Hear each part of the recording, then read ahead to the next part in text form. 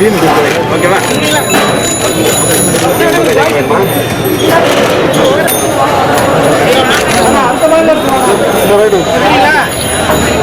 திட்டத்தை கொண்டு வந்தார். என்னிடத்திலே பணியாற்றிய என் துறையில இருந்த ஒரு IAS அதிகாரி அவர்கள் சொன்னார், ஒரு நாள் செயல்படுத்திக் கொண்டிருக்கிறார், யாரும் மறுக்க முடியாது. கூட வரும் பொழுது இன்று அந்த மிதிவண்டி கொடுக்கின்ற நிகழ்வு நடந்து கொண்டிருக்கிறது. குளித்தலையில 17, 18ஆம் ஆண்டு மாணவர்களை தூண்டிவிட்டு இதை சாலை மறியல் செய்ததாக சொன்னார்கள்.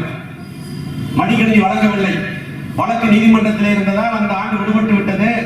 இப்பொழுது மாண்புமிகு பள்ளி கல்வித்துறை அமைச்சரிடத்தில் தொடர்பு கொண்ட பொழுது 54 லட்சம் மடிக்கணினிகள் கையில் இருக்கிறது, மீதியும் ஆர்டர் போடுகிறோம்.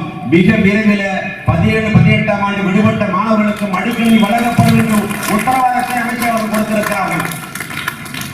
அதற்கு மாண்பு பள்ளிக்கல்வித்துறை அமைச்சருக்கு, மாண்பு முதலமைச்சர் அவர்களுக்கு நன்றி தெரிவித்துக் கொள்ள வேண்டும். நான் மடிக்கணினி கொடுக்கும் பொழுதெல்லாம், மதிவண்டி கொடுக்கும் பொழுதெல்லாம் மாணவர்கள் கேட்டுக்கொண்டே இருக்கிறார்கள். அதற்கும் ஒரு தீர்வு காணப்படும் என்பதை நேரத்தில் தெரிவித்துக் கொண்டு, இந்த ஆண்டு அரசு பள்ளியில பயிலக்கூடிய மாணவர்களுடைய சேர்க்கை என்பது எப்பொழுதும் இல்லாத வகையில் இந்த ஆண்டு அதிகமாக இருக்கிறது என்று சொன்னால், அரசு பள்ளியில் இருக்கக்கூடிய கல்வி தரம், அந்த ஆசிரியருடைய இந்திய அரசியல் சாசனத்தில் 75% மாநிலங்கள் ஒரு சட்ட திருத்தத்தை ஏற்றுக்கொள்ளும் பொழுது மற்ற மாநிலங்களுக்கும் அது பொருந்தும் என்பது விதி.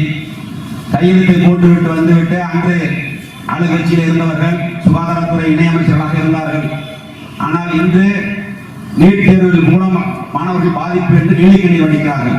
ஆனால் அம்மா அவர்கள் நுழைவுத் தேர்வு வேண்டாம் என்று சொன்ன தலைவிதான் புரட்சி தலைவி அம்மா அவர்கள். நுழைவுத் தேர்வு வந்த பொழுது கிராமப்புற மாணவர்கள் வெறும் 40% பேர் தான் அரசு பள்ளியில் படித்த மாணவர்கள் மருத்துவ தேர்வில் இடம் கிடைத்து கல்லூரிக்கு சென்றார்கள். அதன் பிறகு நீட் தேர்வு வந்தது. நீட் தேர்வை எதிர்த்து உச்சநீதிமன்றம் வரைய சென்று வாதாடினோம். ஆனால் உச்சநீதிமன்றம் நீட் தேர்வை கொண்டு வந்து விட்டது மத்திய அரசு. ஆனால் சென்ற ஆண்டு வெறும் 6 மாணவர்கள் தான் என்று நினைக்கிறேன். அரசு மற்றும் அரசு உதவி பெறும் பள்ளிகளிலே 6 மாணவர்கள் தான் மருத்துவ படிப்புக்கு சென்றார்கள். இதையெல்லாம் உணர்ந்த மாண்பு தமிழகத்துடைய முதலமைச்சர் ஏழை குடும்பத்தில், விவசாய குடும்பத்திலே பிறந்து இன்று தமிழகத்துடைய உயர்ந்த முதலமைச்சர் பதவியிலே அமர்ந்திருக்கக்கூடியவர், சிரமங்கள் என்ன என்பதை அறிந்தவர். அதனால் யாரும் கேட்கவில்லை. இன்று அதற்கும் சொந்தம் கொண்டாடி கொண்டிருக்கிறார்கள். நாங்கள் அழுத்தம் கொடுத்தோம் என்று. இதை எப்படி சொல்லலாம் என்று தெரியவில்லை.